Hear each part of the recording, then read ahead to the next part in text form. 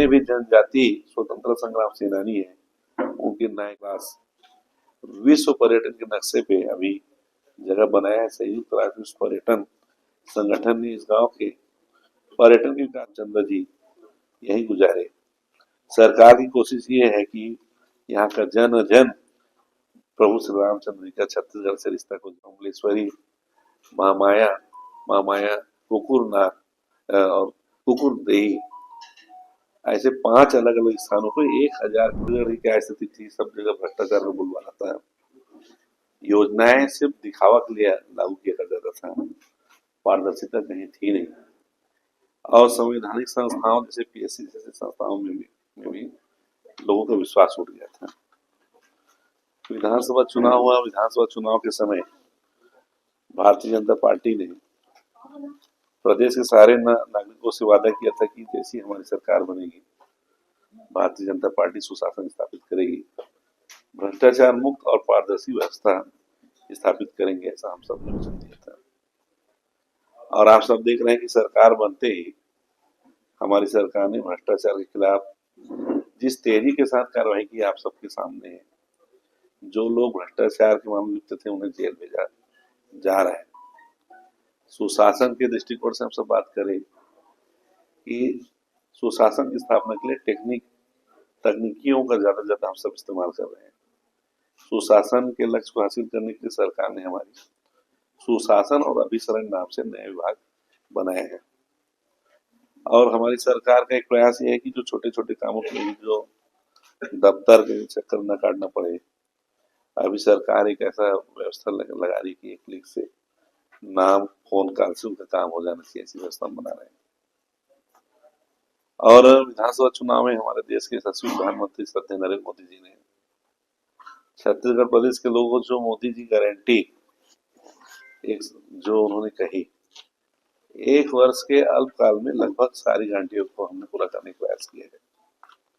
आप सबको याद होगा पुराने डॉक्टर रमन सिंह की सरकार में जो 2 साल का बकाया बोनस, जिसको हमने कहा कि हमारी सरकार आने के बाद पुरानी गलतियों को हम सुधारेंगे और 2 वर्ष का जो बकाया हम देंगे। आप सबको मालूम है कि पिछले सरकार बनते ही 13 दिसंबर को हमारी सरकार बनी।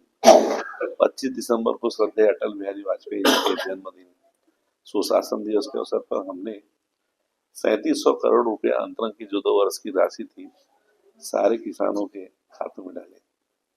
साथ ही साथ हम लोगों ने जो कहा 21 क्विंटल धान लेंगे, 3100 के दर पे हम धान लेंगे, उसको भी हमने पूरा किया।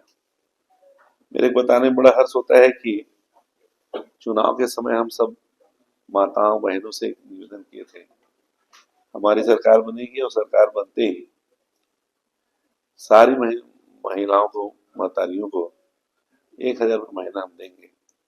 सरकार बनने के 3 महीने के भीतर हमने उस योजना को लागू किया और आज मुझे बताने में बड़ा आनंद हो रहा है कि 10 माह लगातार हो गए निर्बाध रूप से 700 करोड़ की राशि हर महिलाओं खाते में महीने की तारीख के तारीख उनके खाते में अंतरण की राशि लगभग 6530 करोड़ रुपए की राशि हमने डाला। हम लोगों ने मोदी जी गारंटी में कहा था कि माननीय विष्णुदेव साय की सरकार बनते ही माननीय मुख्यमंत्री जी मुख्य आवास में बाद में गए 18 लाख गरीबों का जो आवास आवास बनाना था उसको हम बनाएंगे, हमने वादा किया था। और उसको भी बहुत तेजी से निर्णय करते हुए लगभग 11 लाख आवास की स्वीकृति भारत सरकार ने दी सारी योजनाओं में, ग्रामीण शहर सब मिला के। और देश के इतिहास में पहली बार ऐसा हुआ है कि किसी राज्य को इतनी बड़ी संख्या में प्रधानमंत्री आवास हम सबको मिला। साथ ही साथ हम सब जानते हैं कि अंत्योदय की योजना भारत के माननीय प्रधानमंत्री तत्कालीन श्रद्धेय अटल जी ने लागू किया। डॉक्टर रमन सिंह जी ने देश में पीडीएस का एक नया सिस्टम स्थापित किया। माननीय नरेंद्र मोदी जी ने उसको और आगे बढ़ाते हुए कोरोना काल से लेके अभी तक हर गरीबों को 5 साल तक उन्होंने गरीबों को मुफ्त राशन की बात कही। और मुझे बताने में बड़ा आनंद हो रहा है, हर्ष का विषय है कि 68 लाख परिवारों को 5 साल तक हम मुफ्त राशन देने की योजना चालू कर दी है और चल रहा है। जो लोकतंत्र सेनानी जो मीसाबंदी थे, हमारी पूर्व सरकार ने उन मीसाबंदियों को महीने की निश्चित राशि दिया करती थी। बीच में कांग्रेस सरकार में वो मीसाबंदियों को राशि देने का काम बंद हो गया है। एक साथ 5 साल के अंतर की जितनी राशि थी, एक मुश्त हमारी सरकार ने उन मीसाबंदियों को सम्मान स्वरूप दिया।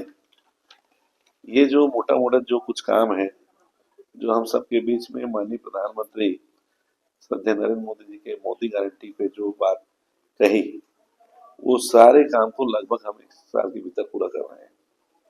और पंडित दीनदयाल उपाध्याय जी के अंत्योदय के संदेश के अनुरूप हमारी सरकार के प्रदेश के अंतिम व्यक्ति तक विकास पहुंचाने का काम हम लगातार कर रहे हैं।